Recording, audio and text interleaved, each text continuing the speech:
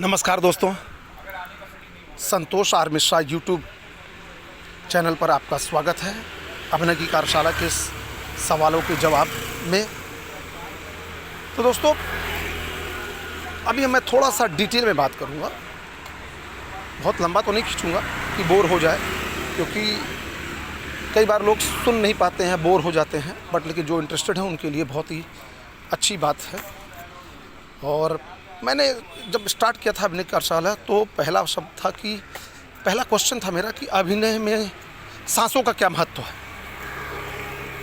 दोस्तों, जब भी कोई भी अभिनय, जो कि मूक अभिनय में हो या फिर वाचिक में हो, जो संवादों के थ्रू आप करते हो, चाहे एक्सप्रेशन के थ्रू करते हो, हम इस पर भी बात करेंगे कि अभिनय के कितने वाद हैं, क्या क्या चीज़ें उसमें जुड़ती हैं और किस तरह से हम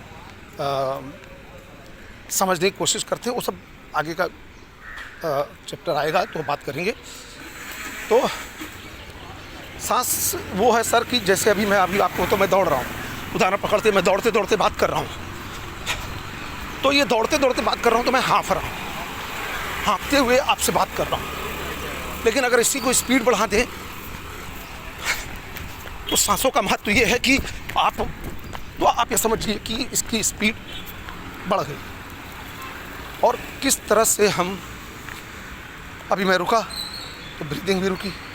तो कंट्रोल यही है कि आप कैसे कंट्रोल करते हैं। ज़रूरी नहीं है कि अगर हम कोई व्यक्ति दौड़ के आ रहा है, उसके बाद वो संवाद बोल रहा है, उसने बताया कि 5 किलोमीटर में दौड़ के आया हूँ, उसके बाद उसको संवाद बोलना है, थक गया भाई, 5 किलोमीटर से दौड़ के आ रहा, बहुत थक गया। तो कहने का मतलब है कि ये ज़रूरी तो नहीं है कि वो 5 किलोमीटर दौड़ के आएगा तभी वो संवाद बोलेगा। तो उसने फील किया और उस सांसों का जो कंट्रोल था उसके तहत उसमें अपना जो ऑब्जर्वेशन था उसको मिक्स करके एक्ट करने की कोशिश की। तो ब्रीथ जो है ना, वो अभिनय का मतलब कह सकते हो कि बहुत बड़ा पार्ट है। जो कंट्रोल, जो कई बार होता है कि आप गलत जगह पे सांस तोड़ देते हो तो पॉज लग जाता है, तो कई बार आपका सुर नहीं लगता, बोलते यार इसमें मज़ा नहीं आ रहा है कि परफॉर्म में वो नहीं हो रहा है कि वो बीच में कुछ ब्रेक कर रहा है। ब्रेक ये कर रहा है कि दोस्त आपने गलत जगह पे पॉज लिया। मूवमेंट जब करते हो, अगर आप एक्ट करते समय और ब्रीथ का कंट्रोल आपका नहीं सही है, तो आप वो मूवमेंट में भी रॉन्ग मूवमेंट लगने लगता है। कर तो देते हो बट लेकिन अंदर से आपको लगता है यार मैंने वो मज़ा नहीं आया वो मूवमेंट में।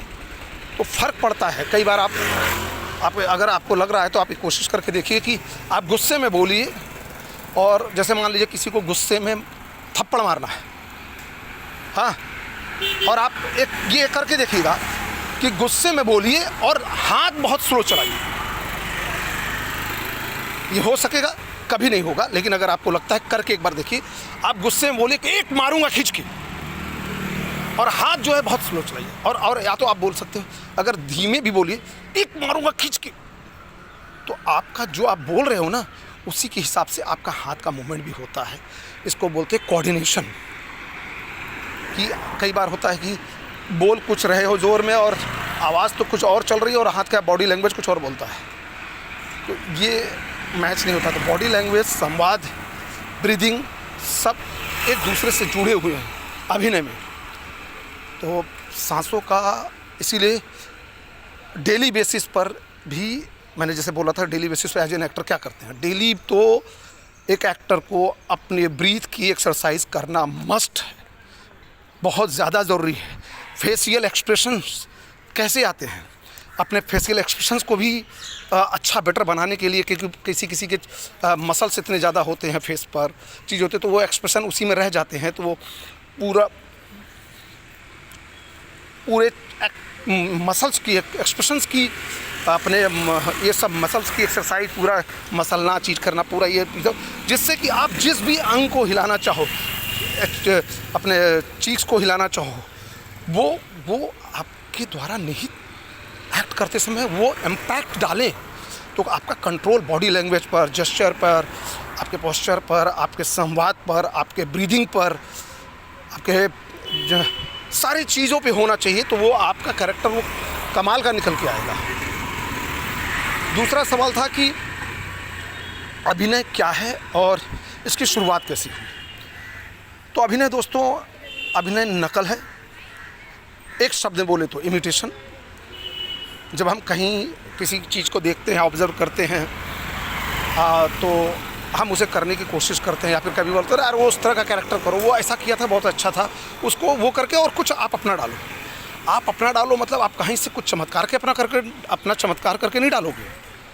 आप अपना डाल रहे हो तो आप क्या फील करते हो उस कैरेक्टर के थ्रू, आपने क्या समझने की कोशिश की है, उसका ऑब्जर्वेशन जो पहले देखा था उसमें आप अपना इनबिल्ट क्या क्रिएटिविटी क्या डाल रहे हो, कि आपने अपने अनुभव के अनुसार या आपने और भी ऑब्जर्व किया होगा जो उसके अनुसार उसमें क्या डाल रहे हैं, और फिर आप इमेट कर देते हो।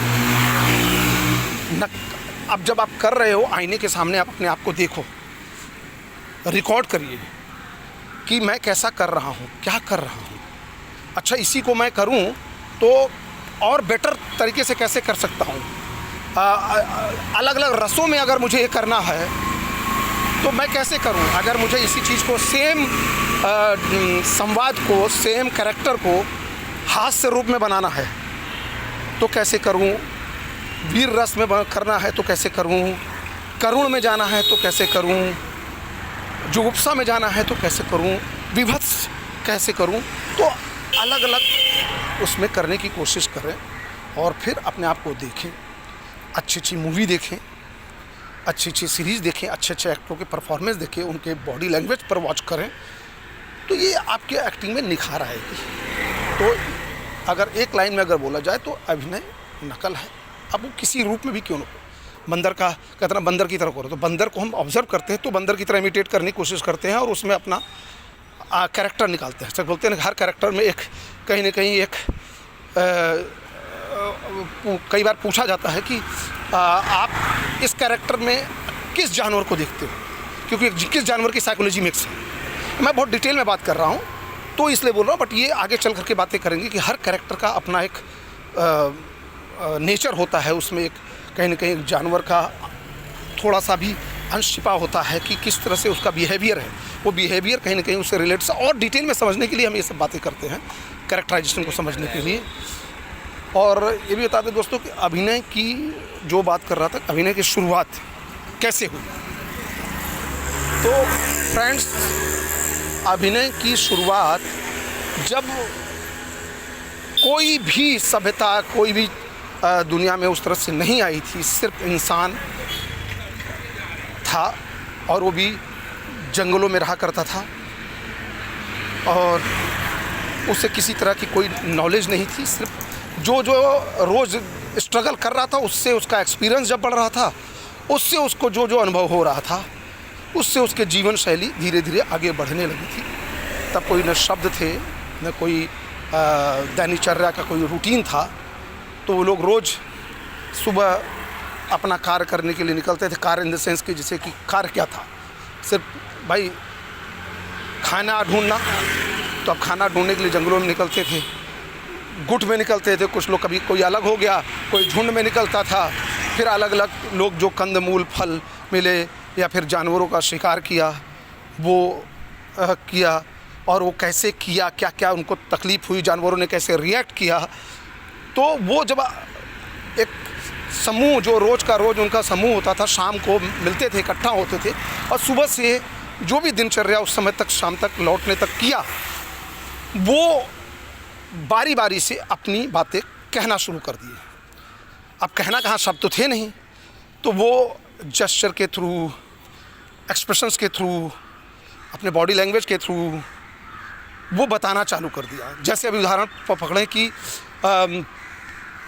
अब अचानक से किसी जानवर ने उन पर अटैक किया, क्योंकि वो उनको मारने के लिए दौड़े, वो अटैक किया, उसने अटैक किया तो इन्होंने उसको डराने के लिए अचानक से पत्थर उठाया और पत्थर उठा करके मारा, और पत्थर जो उनको न लग करके जाके किसी और पत्थर से टकराया और वहाँ चिंगारी तेज़ी से आई और बगल में कोई हो सकता है पत्ती, सूखी पत्ती पड़ी हो और उस पर पड़ी और वो उस पर एक चिंगारी ने थोड़ा सा आग पकड़ा। और फिर उसके बाद बगल वाले आग लगे तो आग लग गई। तो उनको एहसास हुआ, अरे आग कैसे हुआ, ये ऐसे हुआ होगा। अब उसका उपयोग करना शुरू कर दिया। तो अब लोगों को पता चलने लगा कि इससे आग लगता है और उससे जानवर भागने लगे, डर गया। तो अब इन्होंने एक तरीके से उसको बताया तो उनका एक्सपीरियंस बढ़ा। अब इसको उस जेस्चर के तहत उन्होंने अपना एक संकेत बनाना चालू कर दिया कि इसका संकेत ये है, इसका संकेत ये है। ऐसे ही धीरे धीरे स्टोरी टेलिंग की प्रक्रिया चालू हुई। समूह में सब बैठने लगे और सब अपनी अपनी कहानियाँ सुनाना शुरू कर दिए। इस कहानी में लोगों को इंटरेस्ट आने लगा सुनने में। तो बारी बारी से अब उसी में से एक व्यक्ति जो थोड़ा ज़्यादा बात करने में, कम्युनिकेशन करने में स्किल वाइज स्ट्रांग होता था, वो एक तरह से सूत्रधार बन गया और वो बताने लगा, आओ तुम आओ बताओ क्या हुआ, तुम आओ बताओ क्या हुआ। तो अब यहाँ से धीरे धीरे से एक तरह से ये क्या हो रहा है, कहानी स्टोरी टेलिंग चालू हुई। स्टोरी टेलिंग चालू होते होते होते होते वो एंटरटेनमेंट बनने लगा। एंटरटेनमेंट बनते बनते बनते बनते वो एक तरह का अभिनय चालू हो गया। अब आप समझिएगा ये इनबिल्ट कैसे कैसे जोड़ता चला जा रहा है। अभिनय चालू हो गया कि आज इन्होंने बताया तो कहानी उन्होंने कहानी बताई, फिर उन्होंने कहानी बताई और धीरे धीरे वो एंटरटेनमेंट बनने लगा। और एक तरह से फिर वहीं से अभिनय की कहीं ना कहीं एक तरह से शुरुआत हो गई और उसको नकल करने लगे। वो उसका नकल करना, जब बंदर ने क्या रिएक्ट किया तो बंदर का एक्टिंग करने लगे, वो जेस्चर करने लगे। फिर वो शेर ने कैसे भैया क्या वो लड़ाई कैसे की, जैसे भागा कैसे वहाँ से, वो कैसे भागा, वो सब धीरे धीरे सीन की तरह बताना शुरू कर दिए। फिर हो सकता है कि दो दो चार चार लोग बताने लगे कि चलो तुम शेर बन जाओ, तुम ये बन जाओ और मैं ऐसा बन जाता हूँ, मेरे साथ ये घटना घटी। तो वो अपनी कहानी बताया और वो धीरे धीरे एक्ट में, छोटे छोटे एक्ट में बनना शुरू हो गया। तो ऐसे ही धीरे धीरे धीरे धीरे चीज़ें, अभिनय की शुरुआत होने लगी, एक्ट होने लगा, मंच बनने लगा, चीज़ें बनने लगी। धीरे धीरे आगे चल के जितनी जितनी सभ्यताएं होती गई और आगे होता चला गया। तो दोस्तों ये था। अब अगले सवाल का जवाब मैं अगले एपिसोड में देता हूँ। तब तक के लिए धन्यवाद।